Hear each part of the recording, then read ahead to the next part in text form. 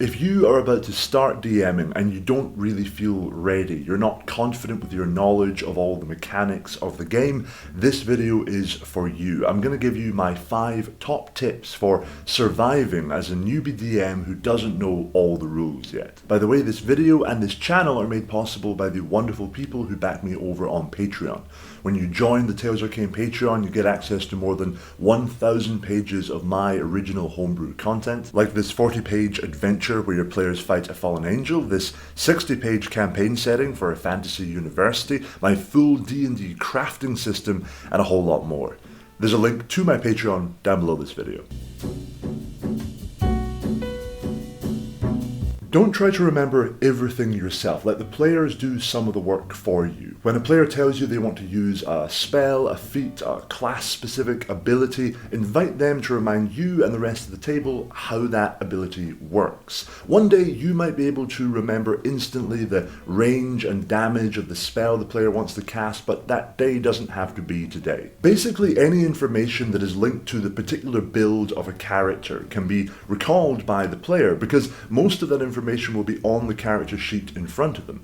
Over time, you will naturally start to absorb and internalize this information, but it's not really the priority for now. And your players won't think any less of you if you ask them to just remind you of the wording of a particular spell or a feat. That said, if you have a little bit of extra time in your prep process, it is always worth having a look over the character sheets just to remind yourself what tricks your players have up their sleeves.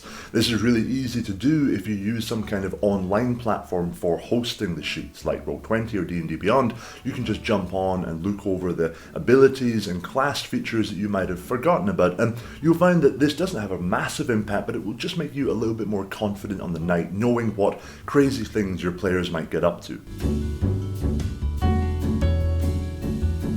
This tip is particularly useful if you have players at your table who are a lot more experienced than you. Maybe they are DMs in other games, maybe they've just been playing for a long time, but if you're very aware that people at the table know more about the rules than you, that can be a bit intimidating. Talk to your players and decide in advance how and when feedback will be given on the rulings that you're making. For example, I always ask my players to, for the most part, go with whatever rulings I make in the moment, and then bring up any issues they had with those rulings at the end of the game rather than in the middle of the action. Do you want to get feedback and input on the rules as you're playing? Would you rather hear about that stuff after the game during maybe a designated feedback period? For some DMs, they will feel more confident knowing that any mistakes that do come up will be corrected instantly, and so if no one's brought up anything, they know they're doing it right.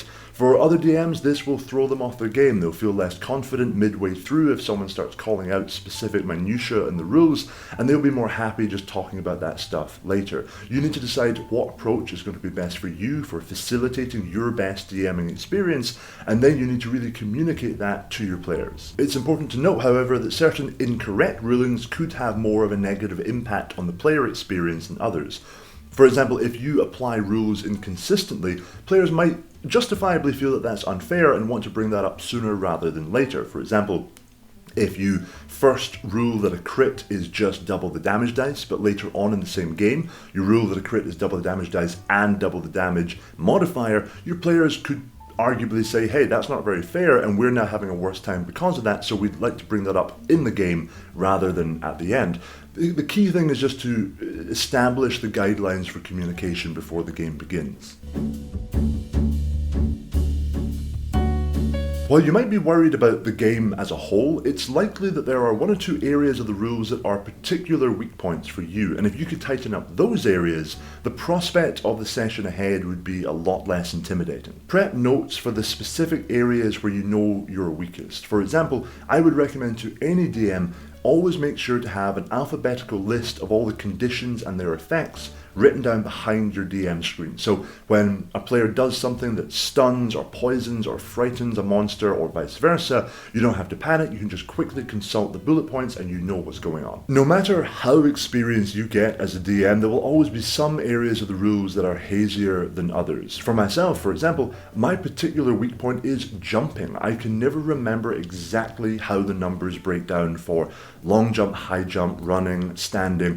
It's always a little bit vague, and so just just to get around that, I make sure to have a bullet point list breaking down the key points about those rules behind my DM screen. Even if it doesn't come up in a session, I feel a little bit more confident going into that session knowing I have the rules there.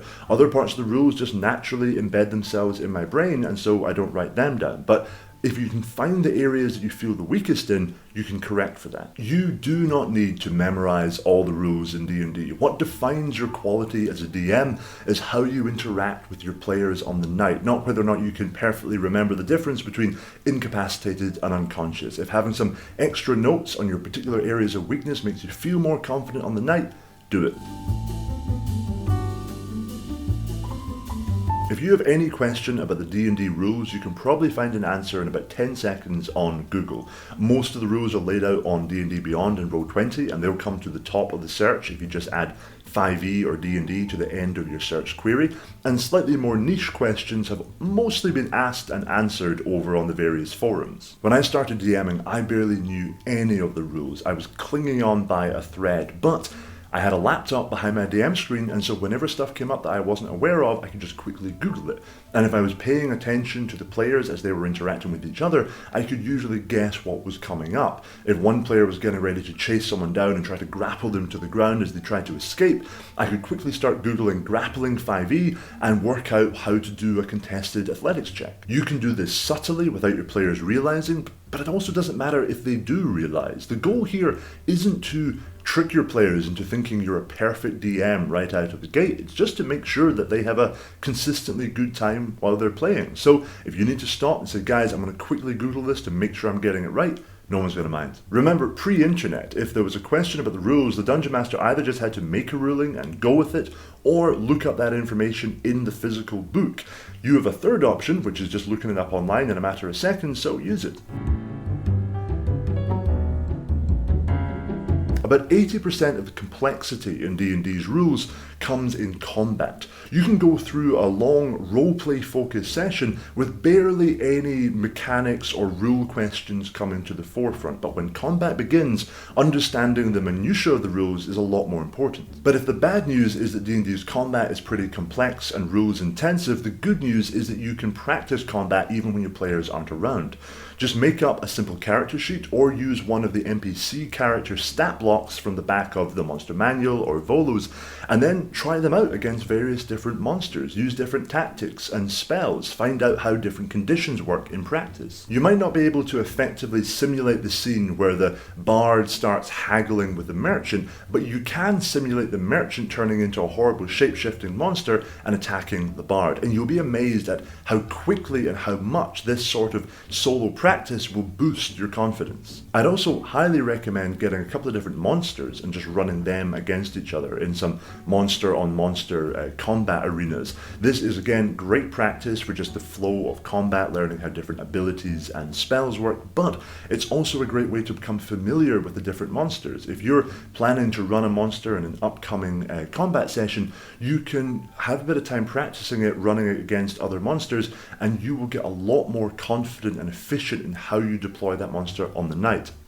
A lot of the time when new DMs run combat and they feel that it was maybe a bit underwhelming, it's because they didn't really know how to use the monster. They missed some of the monster's crucial abilities. So you can get around that by just running these practice sessions beforehand. If you implement these 5 tips, I guarantee you'll go into your next D&D session feeling a lot more confident, even if you've not memorized any additional rules. Thank you so much for watching. Thank you to anyone who's gone over to back me over on Patreon. It's massively appreciated. I'll see you in the next video.